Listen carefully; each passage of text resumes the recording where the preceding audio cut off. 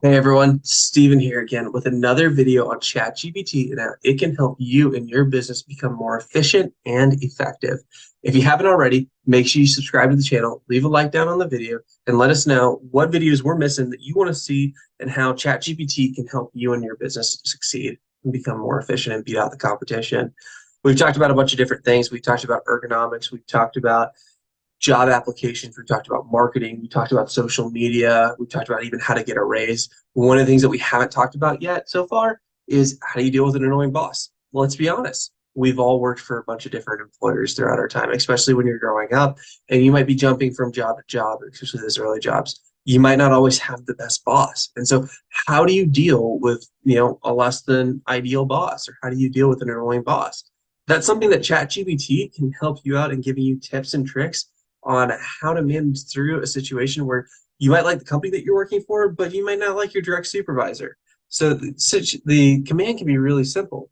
How do I deal with an annoying boss? Let's go ahead and hit that in, and ChatGPT is going to go ahead and start generating a response for us to figure out how do we deal with an annoying boss within our workplace, and how do we figure out how to manage through that situation in order to make it better.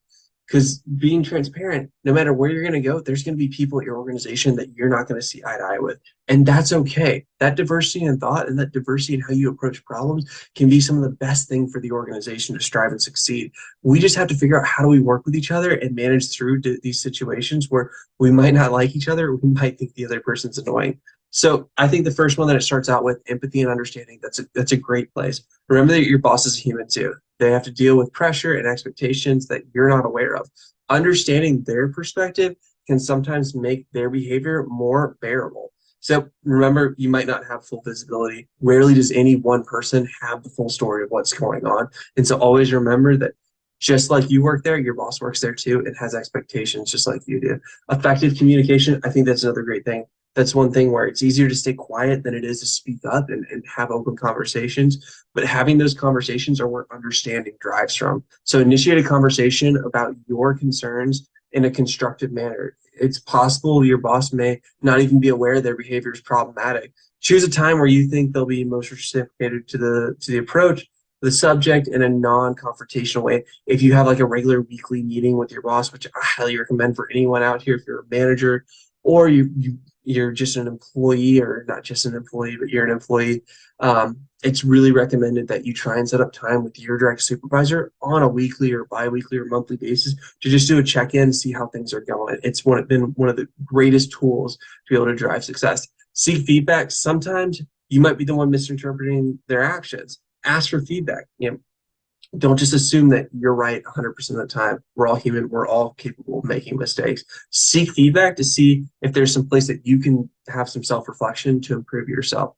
Document everything. If it really becomes a significant problem, and I would say you only really need to document something if there's an actual ethical issue involved in it. But that's whenever you would want to get people outside your boss involved. Always stay professional. Never stoop to someone else's level, never get petty with a situation. Understand that we're all professionals. We're all just trying to make a company better and more successful. Build a support system, talk to trusted colleagues. I'd recommend, if you don't have a mentor within your organization, I'd recommend finding a mentor that's not your immediate supervisor. Limited interaction, if possible, minimize your one-on-one interactions with your boss. This would be only a scenario if you've tried everything else and nothing else has worked. And when you get to this point, I would say you're probably getting to the end of your relationship with your boss, because once you stop being able to interact with them on a regular basis, that's when the relationship is really going to deteriorate extremely fast. So seek mentoring outside. Just like I said, always look for a mentor outside your organization that's not, or outside your organization or outside your direct reporting structure. Take care of yourself. Don't let an annoying boss affect your mental health. Engage in activities that help you relax and de-stress. This could be at playing in a rec league or playing games outside of work or something like that takes your mind outside of work. We're all there for a significant portion of our time during the day. Try and find stuff outside of that time that helps you relax. And then consider transferring or moving on. And I would say if you're getting to the limited interaction, like in step 7, Number 10 is going to be shortly thereafter, where if you're not able to interact with them, you're probably going to be looking to leave the organization here soon. And it's always, I would say 99% of the time or 90% of the time that I've seen struggles where a boss and an employee have struggled to get along.